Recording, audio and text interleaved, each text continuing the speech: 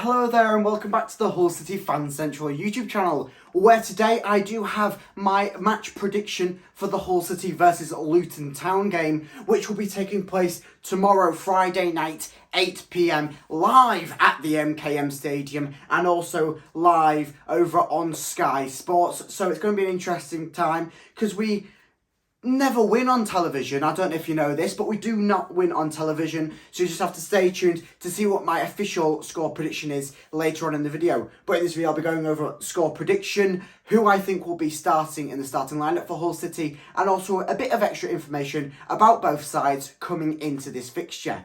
So we've just come out of an international window. Some players will be a bit tired. Some players have actually picked up injuries in the transfer window for Hull City. So I'm just going to go over my predicted and my hopeful starting lineup. So in goal, Nathan Baxter, although he did let a few in his last game and his first league start of the season, I still think that he has made far less errors than Matt Ingram has. He had a fantastic first half in the last game away at Swansea. Unfortunate in the second half, but I don't think that the goals were necessarily his fault. So, yeah, but we'll come on to that. So, yes, Nathan Baxter starting off in net for me. Then moving into the back four. Yes, I have gone for a 4-2-3-1 as my formation. So back four, at the left and right back, we do have Callum Elder, who has been somewhat of a solid player, gone kind of under the radar at the moment. And then over on the other side, Louis Coyle, who hasn't had the best of performances, but he is our captain. I understand we've got Cyrus Christie on the bench, but that is more of like a substitution if needed, because obviously we can't really have our captain not in favour to start. Moving into the centre now, we do have Jacob Greaves retaining his spot, as he has been a fantastic rock at the back in comparison to the other few defenders that we've had alongside him.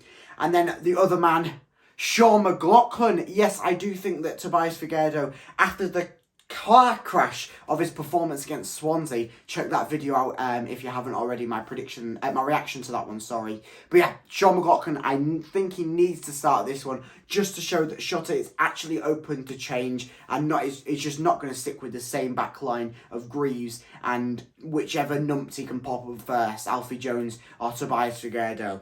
So yeah, I've gone for Sean McLaughlin at the other centre-back spot.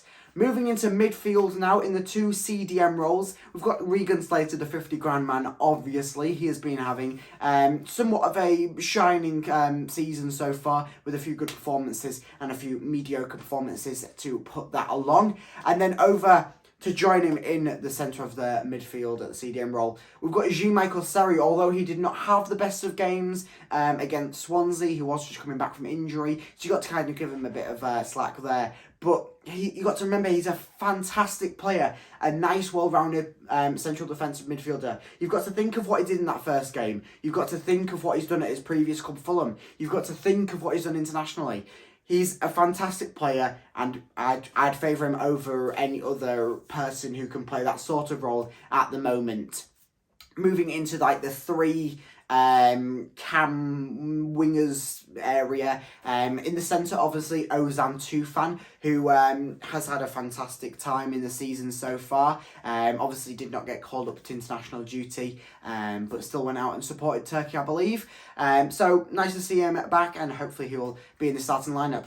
Over on the right-hand side then, we've got a little bit of an interesting choice, Dimitrios Pelkas. Yes, I do think he's going to start for us again after having a goal for Greece in their last international game just before the area closed. So yeah, Dimitrios Pelkas, hopefully he can bag another goal in this game. And then over on the other side, Dukan Sinek. Yes, the lad is coming back from injury. He's been confirmed to be in contention to be in the starting lineup, and has also made a few minutes appearances for Turkey, I believe, internationally in this past few games. So good to see Dukan Sinek back from injury, and I think that he should deserve a spot starting in the starting lineup, especially with Benjamin Tete out injured, especially with Simon Anish out injured.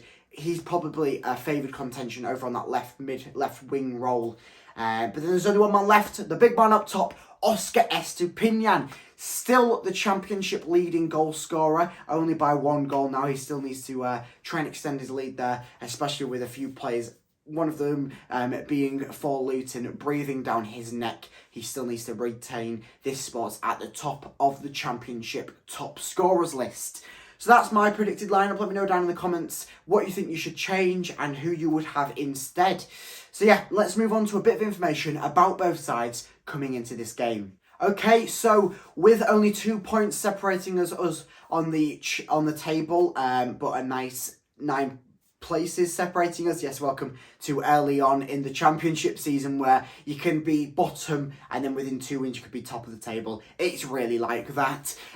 So yeah, there's only 2 points separating the sides. We've had somewhat of a similar start to the season with hit and miss games. Obviously, our miss games have been massive miss games, with us conceding the most goals in the entirety of the 92 plus National League and also the division below that, National League North and National League South. So we are by far leading the ground in defensive errors, if you want to say that, and hopefully we have been working on that throughout this international break.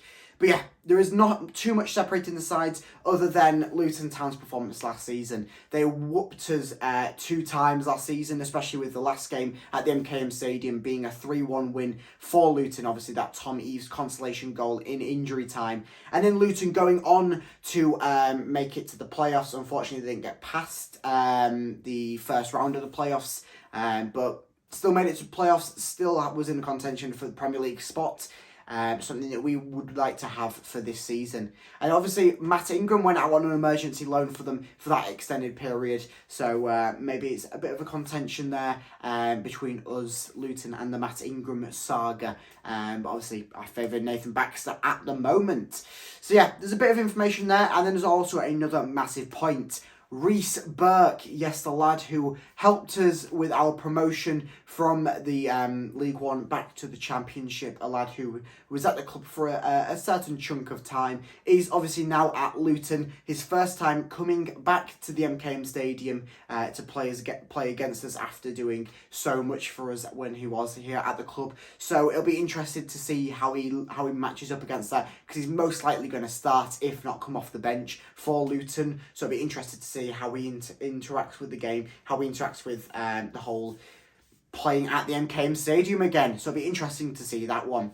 But let's move on to my official score prediction. Okay, so with our form at the moment, I've not gone for a Hull City win. I've in fact gone for a 2-2 draw. Can't pick a winner in this game. We've had very similar starts to the season, obviously with us having a bit of a weaker start. So yeah, I've gone for a 2-2 draw. I do think Dukan Cynic will grab the first goal of the game and his first for Hull City. Hopefully the first of many. And then replying with that, I do think that Luton will grab one and then another. And then the man who will be holding on to his title from Morris for Luton will be Oscar Estupinian. I do think that he'll grab the equaliser there, and then it will just flatten out at a 2-2 draw. So yeah, Dukan Cynic, Oscar Estupinian for Hull City, and then Morris to grab himself a brace for Luton and make himself tied at the top of the top scorers by the end of this. With Oscar Estupinian. So let me know down in the comments what you think the score will be, who you think will score, and any other bits of extra information or points that you disagree or agree with me on this video. So make sure you comment down below. But make sure that you like and subscribe to this YouTube channel, because I will have a match day vlog out for the game live tomorrow after the game. So make sure that you stay tuned for that on this YouTube channel. But this has been the Hull City Fan Central YouTube channel. Goodbye.